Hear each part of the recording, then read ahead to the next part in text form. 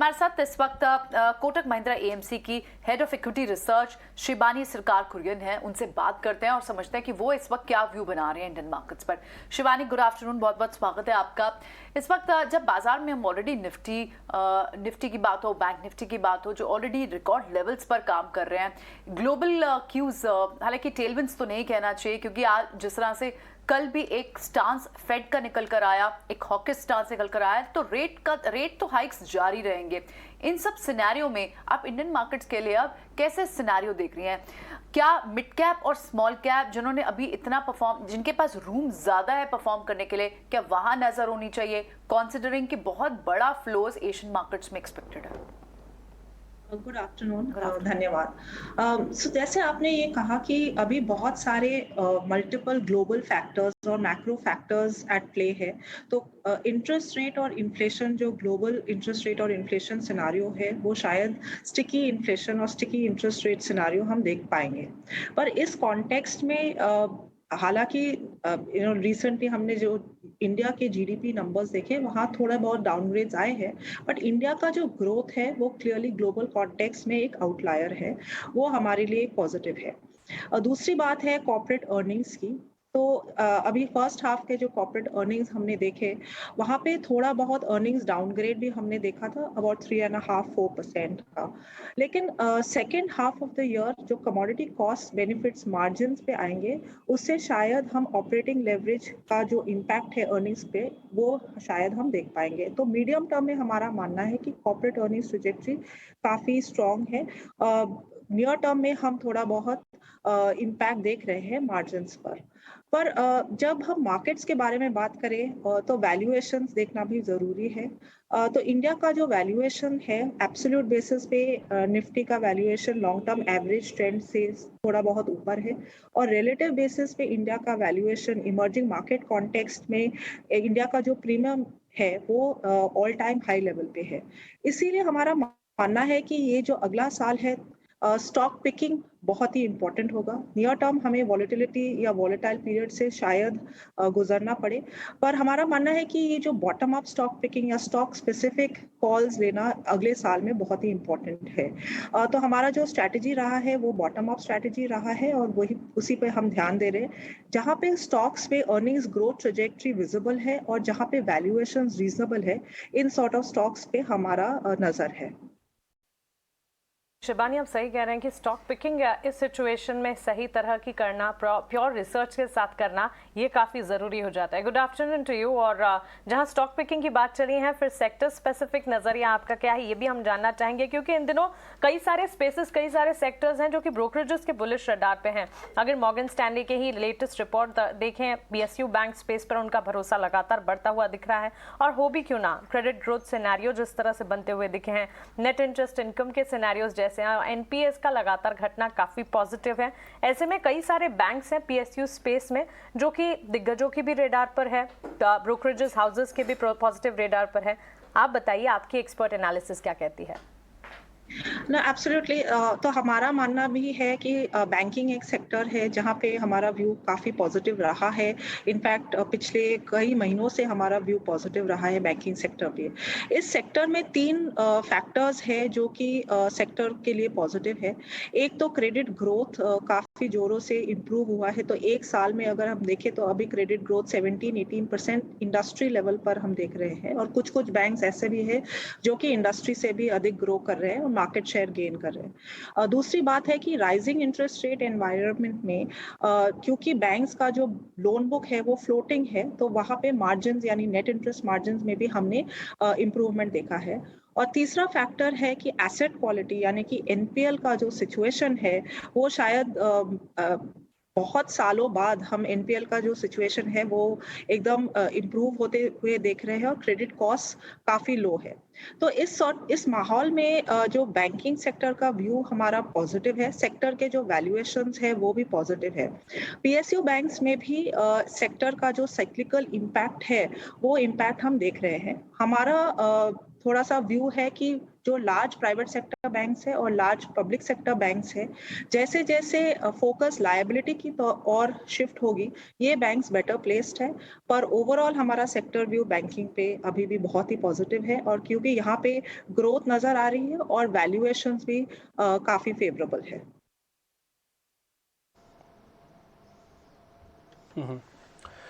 शिवानी, जैसे अभी आपने स्टार्टिंग में कहा ना कि आप वैल्यूएशन को थोड़ा इस समय चेस करने की ज़रूरत है, इस समय ओवरऑल पिक्चर नहीं बल्कि स्टॉक पिकिंग की होनी ज़्यादा आपको काबिलियत होनी चाहिए, आपको स्टॉक पिक करने आने चाहिए। तो कुछ आप हमको गाइड कर सकते हैं कि कहाँ पे वैल्यूएशन आपको थोड़ी अच्छी लगती है? सीधा स्टॉक बता देंगे, अगर आपकी कंप्लायंस अलाउ करती है तो और अच्छी बात है, अगर आपकी कंप्लायंस अलाउ नहीं करती तो कम से कम आप हमको हिंट कर सकते हैं, सेगमेंट बता सकते हैं, उससे कुछ फीचर्स बता सकते हैं, उसके सिनोनिम वर्ड्स बता सकते हैं, ताकि हम आइडिया ले लें।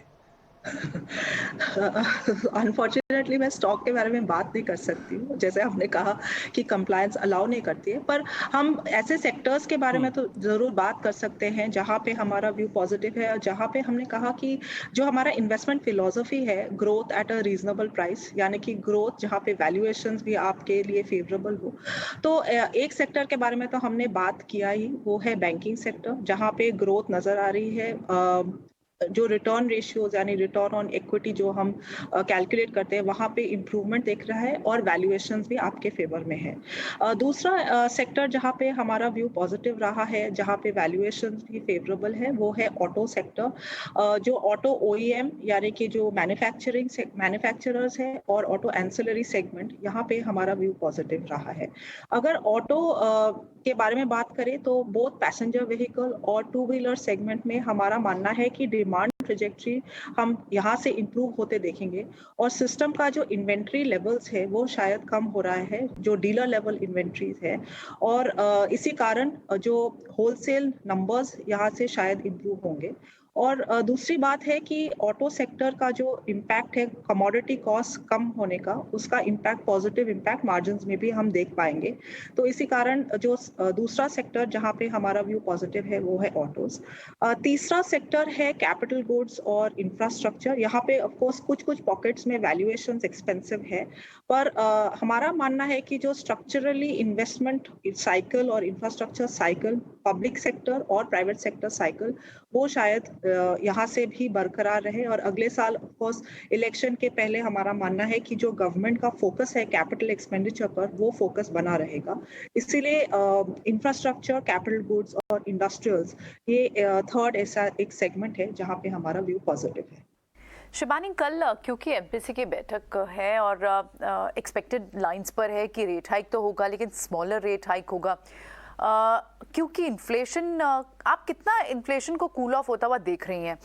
आरबीआई गवर्नर ने जब लास्ट टाइम एमपीसी में क्लियरली कहा था कि उन्हें नेक्स्ट ईयर फर्स्ट क्वार्टर से ही कूल ऑफ के साइन दिखने लग जाएंगे और इन्फ्लेशन नीचे आने लग जाएगा, मॉडरेट हो जाएगा।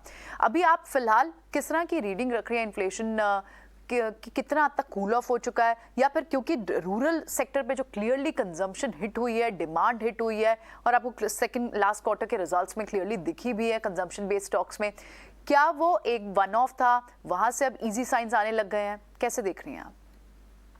हाँ, तो हमारा भी ये मानना है कि जो इन्फ्लेशन ट्रेजेक्ट्री इंडिया में है, वो शायद फोर्थ क्वार्टर तक आरबीआई का जो रेंज है 4% ±2%, यानी कि जो अपर एंड है वो 6%, उसके नीचे शायद हम इन्फ्लेशन देखेंगे, सीपीआई इन्फ्लेशन।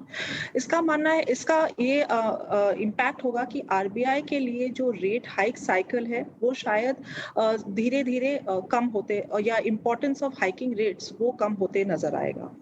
तो अगर हम इंडिया के रेट्स के बारे में बात करें तो हमें रियल इंटरेस्ट रेट्स पर ध्यान देना चाहिए। जैसे जैसे इन्फ्लेशन कम होती जाती है और जो इंटरेस्ट रेट्स है, जो हमारा 10 ईयर जीसेक है, इंडिया का जो नेगेटिव रियल रेट्स है वो नेगेटिव इम्पैक्ट कम हो रहा है। इसका मतलब है कि आरबीआई के लिए यहाँ से अग्रेसिवली रेट हाइक्स करना शायद जरूरी ना हो। तो हमारा मानना है कि जो इस महीने का जो एमपीसी मीटिंग है उसके बाद आरबीआई सीपीआई इन्फ्लेशन डेटा देख के शायद डिसीजन ले रेट्स के, पर हमारा जो रेट साइकिल है वो शायद यूएस रेट साइकिल से थोड़ा बहुत अलग हो, क्योंकि क्लियरली सीपीआई इन्फ्लेशन का जो ट्रेजेक्ट्री है इंडिया का और रियल इंटरेस्ट रेट्स का जो ट्रेजेक्ट्री है वो यूएस के कंपैरिजन में कम होते जा रहा है, तो इसीलिए आरबीआई का जो प्रेशर है रेट्स पर, वो प्रेशर कम है। शिवानी, एक और चीज आपसे केमिकल सेक्टर पर समझना चाहेंगे, सेक्टर की चाल को कैसे देखा जाए, क्योंकि बिग केमिकल प्लेयर्स हो चाहे छोटी मझोली कंपनियां हो, अच्छा एक्शन यहां पर नजर अमूमन आता है। एक्सपोर्ट में लगातार राइजिंग ट्रेंड देख रहे हैं हम और इंपोर्ट लगातार घटते हुए नजर आ रहे हैं। इसके अलावा अगर देखें स्पेशलिटी केमिकल स्पेस एक फ्लेवर के तौर पर कंटिन्यू होता हुआ दिख रहा है और ये फ्लेवर जो है लगातार बढ़ता हुआ, ये मोमेंटम जो लगातार अच्छा खासा होता हुआ दिखा है। चाइना +1 का फायदा एक बड़ा बेनिफिशियरी मिला भी है हमें, और साथ ही कई सारे फैक्टर्स हैं जो कि इस वक्त इस स्पेस के हक में कामकाज करें। तो क्या आपको लगता है यहाँ से एक positive decadal opportunities chemical place के लिए बनती दिख रही है, या फिर जो तेजी है इस तेजी में ये कहना चाहिए कि काफी ज्यादा तेज हो चुके हैं, अगर पोजीशंस है उन्हें ही रखा जाए, न्यू पोजीशंस नहीं करनी चाहिए? तो जैसे केमिकल स्टॉक्स हम देखें तो जो पिछले कुछ सालों में ये सेक्टर काफी मल्टी बैगर रहा है, तो यहाँ से हमारा जो एक्सपेक्टेशन है वो slightly medium to long term expectation हम देख सकते हैं। हमारा जो ग्रोथ प्रोस्पेक्ट्स पे जो हमारा एस्टिमेट है, तो स्पेशलिटी केमिकल सेगमेंट में हमारा मानना है कि इंडिया काफी वेल प्लेस्ड है और हमारा जो व्यू है काफी पॉजिटिव है growth in the speciality chemical segment पर। जैसे आपने सही कहा कि ये सेक्टर चाइना +1 और यूरोप +1 दोनों का एक बेनिफिशियरी है और काफी कंपनीज ने यहाँ पे इंक्रीमेंटली पिछले कुछ सालों में कैपेक्स भी किया है, जिसके कारण जो ग्रोथ अपॉर्चुनिटी है केमिकल स्पेस में काफी बड़ा है। इंडिया का जो मार्केट शेयर है आज भी केमिकल सेक्टर में इंडिया का मार्केट शेयर काफी कम है, तो अगर इंक्रीमेंटली भी इंडिया कुछ मार्केट शेयर चाइना से इंडिया तक पहुंचती है तो जो ग्रोथ अपॉर्चुनिटी सेक्टर में है वो काफी बड़ा है।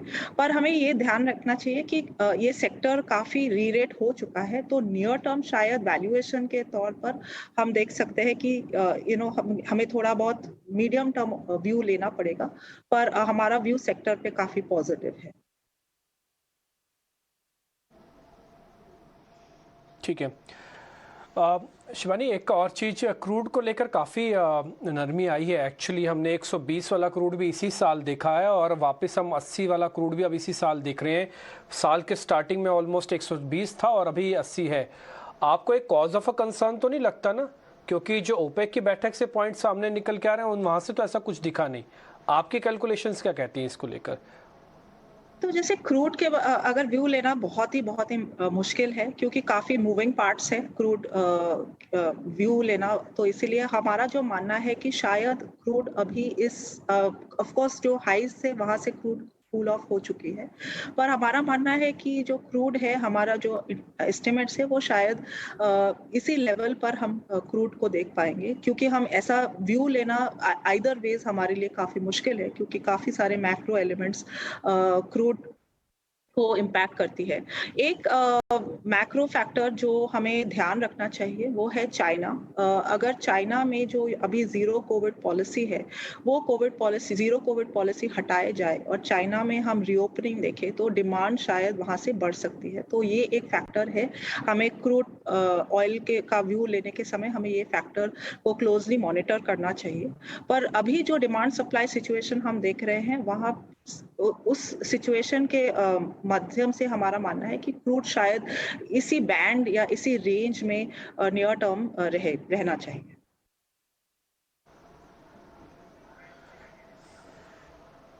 ठीक है शिवानी, बहुत बहुत शुक्रिया, thank you very much. Actually crude वाला क्वेश्चन हमने जानबूझ के आपसे पूछा क्योंकि कल है एमपीसी की बैठक का फाइनल डे, तो जब गवर्नर बोल रहे होंगे ना तो सबसे ज़्यादा ब्याज दरों के बाद जो सुनने जाने वाला वर्ड होगा वो क्रूड को लेवल्स को लेकर होगा कि आरबीआई उस पर क्या बोलता है, क्या सोचता है।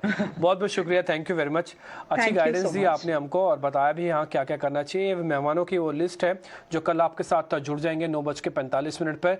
10 बजे आरबीआई गवर्नर अपनी बात रखना शुरू करेंगे, 12 बजे वो प्रेस कॉन्फ्रेंस करते हैं, तो 10 बजे से ठीक 15 मिनट पहले ये मेहमान हमारे साथ जुड़ जाएंगे जो कि पॉलिसी के हर एंगल को आपको बताएंगे। हम कोशिश करते हैं रिसर्चर्स को, कॉर्पोरेट्स को रखने की, उस पॉलिसी को जानकार जो है लोग उनसे ही, ताकि आपको 360 व्यू पॉइंट एक पूरा मिल पाए। इसलिए आप जो एक गेस्ट की लिस्ट देख पा रहे हैं ना, इसमें axis bank, Jammu Kashmir bank, इसमें इकोनॉमिस्ट दिखेंगे, इसमें रियल एस्टेट की कुछ कंपनीज दिखेंगी, इसमें इंटरेस्ट रेट सेंसिटिव कंपनीज की मैनेजमेंट्स आपको दिखेंगी। ये सारे के सारे लोग वही हैं जो कल आपके साथ जुड़ने वाले हैं।